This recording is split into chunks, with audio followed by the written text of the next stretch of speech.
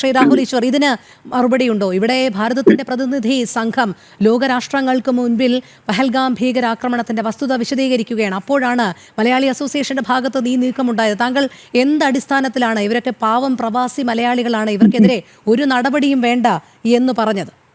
കാര്യം ഇതൊരു നീക്കം ഒന്നുമല്ല, ആകസ്മികമായി അവിടെ കണ്ടു, അവര് വിളിച്ചു. അതാണ് എന്റെ സത്യം.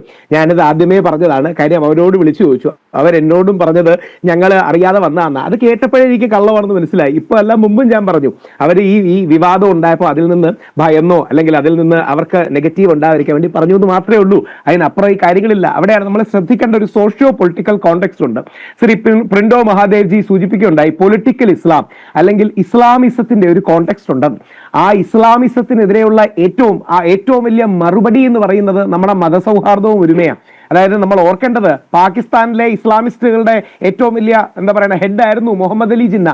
മുഹമ്മദ് അലി ജിന്നയുടെ മോളായ ദീന വാദിയ പോലും സ്വാതന്ത്ര്യത്തിന് ശേഷം പാകിസ്ഥാനിൽ പോയില്ല. മഹാത്മാഗാന്ധിയുടെ ഇന്ത്യ മതി എന്ന് പറഞ്ഞ് നമ്മുടെ രാജ്യത്താണ് നിന്നത്.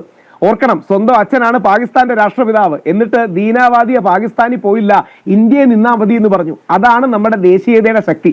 അവിടെയാണ് കഴിഞ്ഞ ഫെബ്രുവരി 20, 2020 തോന്നുന്നു, പൂജനീയ സർസംഘ് ചാലക് മോഹൻ ഭഗവത് ജി പറയുന്നുണ്ട്, നമുക്ക് നാഷണലിസം അല്ല വേണ്ടത്, പാട്രിയോട്ടിസമാണ്. നമുക്ക് ഒരു സങ്കുചിത ദേശീയതയല്ല, നന്മയുള്ള രാജ്യസ്നേഹമാണെന്ന് വേണമെന്ന് പറയുന്നത്. അവിടെയാണ് മോദിജി, അതായത് വർഷങ്ങളായിട്ട് നമ്മളെല്ലാം കേൾക്കുന്നത് ഇന്ത്യ വിശ്വഗുരുവാണെന്നാണ്.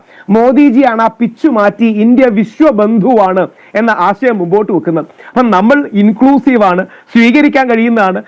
നമ്മുടെ ഷാഹിദ് അഫ്രീദിയുടെ നിലപാടിനെ ശക്തമായി തള്ളിക്കളയും. ഷാഹിദ് അഫ്രീദിയെ ട്രോൾ ചെയ്യും, നമ്മൾ ഷാഹിദ് അഫ്രീദിക്ക് പൊങ്കാല കയറിയിടും. പക്ഷെ ഷാഹിദ് അഫ്രീദിയെ ഒരു സെലിബ്രിറ്റി എന്ന രീതിയിൽ വിളിച്ച ഇവർക്ക് ദോഷം ചെയ്യണമെന്ന് പറയുന്നതിന് നമുക്ക് എന്തെങ്കിലും അർത്ഥമുണ്ടോ നമ്മൾ സ്വയം ചിന്തിക്കണം.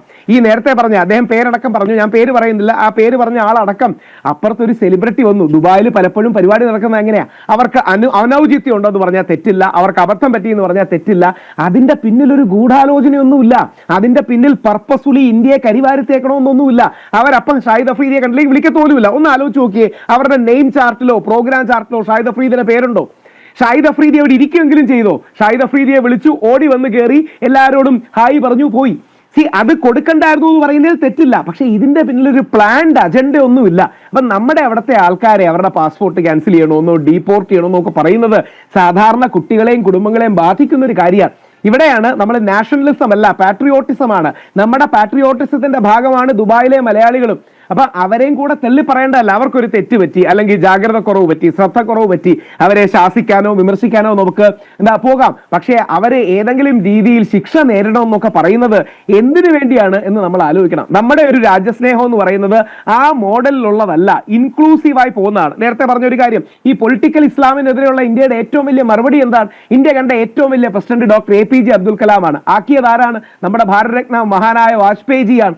എന്തുകൊണ്ടാണ് നമ്മുടെ രാജ്യം അങ്ങനെ ചേർത്ത് നിർത്തുന്ന രാജ്യമാണ്? ഒന്ന് മോദിജിയുടെ കാര്യം തന്നെ ആലോചിച്ച് നോക്കൂ. ആദ്യമാണ് ഇന്ത്യ എന്നൊരു പ്രധാനമന്ത്രി പാലസ്തീനിലും ഇസ്രായേലിലും പോയി രണ്ട് രാജ്യങ്ങളുടെയും പരമോന്നത ബഹുമതി നേടുന്നത്. അറബ് രാജ്യങ്ങളുമായി ലോക ചരിത്രത്തിലെ ഏറ്റവും ഇന്ത്യയുടെ മികച്ച ബന്ധം മോദിജി വന്നതിന് ശേഷമെന്നാണ് വിശ്വപൗരനായ ശശി തരൂർ പറയുന്നത്. അപ്പോ ആൾക്കാരെ ചേർത്ത് നിർത്തുക, ഇവർക്കൊരു തെറ്റ് പറ്റി അവരെ വിമർശിക്കുക. മാധ്യമങ്ങളടക്കം ആഘോഷിക്കുകയാണ് ശ്രീ രാഹുൽ.